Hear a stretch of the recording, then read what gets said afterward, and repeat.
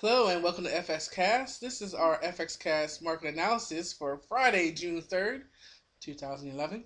In each of our videos, we try to come up with some high probability trading setups. We look at the gold chart and compare it to the popular currency pairs.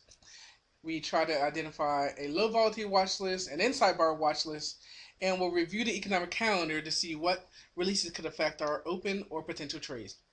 As always, send your questions to analysis at fxcast.com. With that, let's pull up the charts. So here we are looking at our gold chart, and a couple of things to point out as we come over to our daily chart, and we can see a lot of sideways action right in here. We did finally get above 1525, and that's certainly great, and we thought it was bullish and trying to come test the last swing high. We may be putting in a lower high here. We see that as we pulled back, we did find support at the last support and the 20 moving average. And now we have today's action. Now come on over to the hourly on the market profile. We can see that we have volume resistance above us at 1541. That is the point of control. Also some volume there. And there is a little volume here at 1532 for us to get through.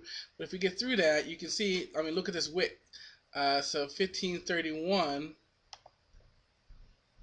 looks like it. Right around 1531 here is our area where we could easily go right back down again. So I would watch 1531.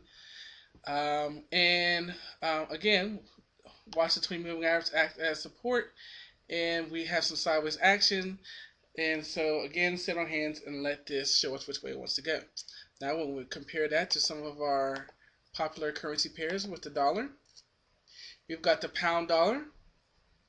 And on the daily, we have really a sideways action. We've came back into this channel auction area. We did find support at the 20 moving average, and we did it again, even a little wick down to the 50. And then the current trading session is, struggling to get above our resistance level of 1.638. That's fine. When we come over to our hourly, we can see that there is a point of control, a little volume support at 16334. That's fine. And we can kind of see a little pocket here all the way up to 16460. But of course, we try to get up and came right back down. So this is another one where I would sit on hands and let the pattern play out. For the Aussie dollar,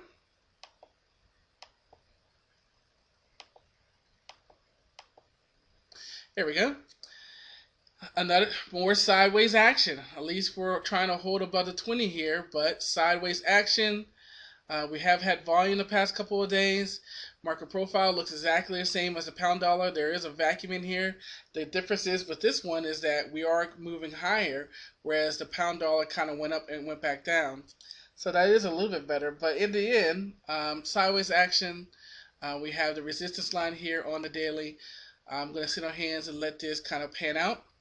And our final one is the euro dollar, and this is probably the strongest of all three right now, which is funny because initially it was the weakest, and now it's acting as the strongest.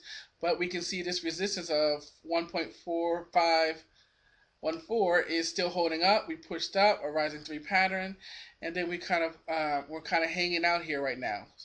Our wicks on the hourly went up to a resistance, pulled back, went up there today in the new trade section, pulled back. Now we've got the point of control and volume support at 1.4414. So that's good if we pull back. This one certainly has some strong moves with it. We did have good volume today.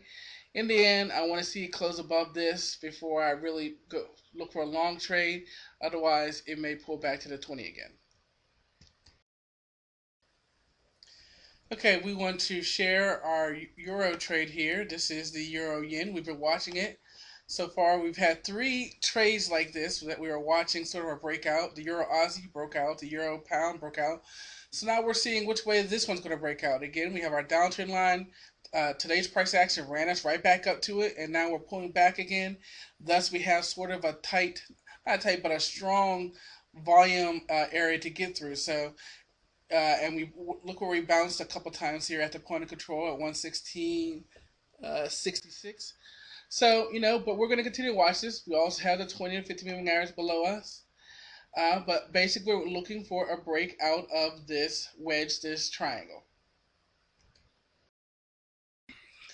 Okay, so we also have our $2 trades. The first one is the dollar yen, and we're starting to get a little bit of traction here.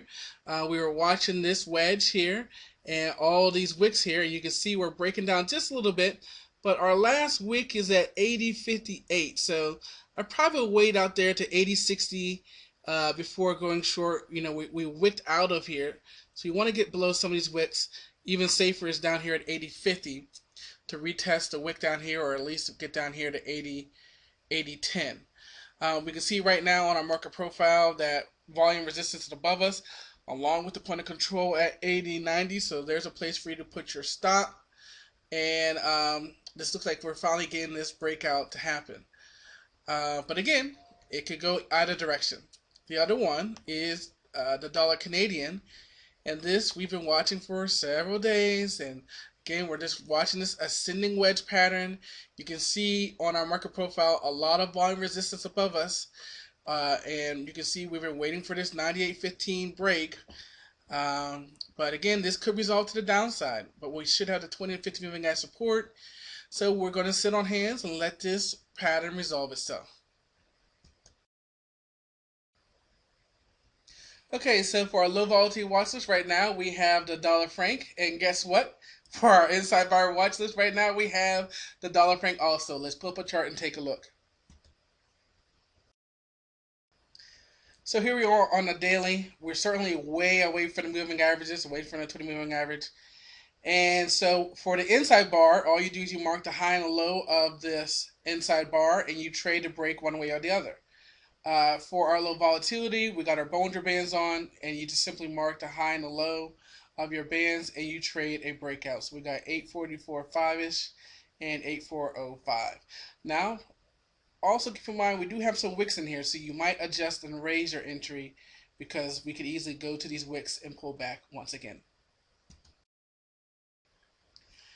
As we look at the economic calendar, we can see that we have some PMI inflation data for Germany, the European Union, and for the pound. So this affects interest rates and how that affects their currency. And then in the States, we have the employment situation, non-farm payrolls, how many jobs are created, and unemployment rate. Again, the health of the economy, the health of the worker. So we definitely have some big economic releases to affect our currency pairs for Friday, June 3rd. So as usual, we want to thank you guys for viewing our video. Send your questions to analysis@FXcast.com. Again, that's analysis@FXcast.com. Any questions about the currency pairs, trading setups, economic releases, just continue to send your questions. Thanks guys, and I'll see you next time.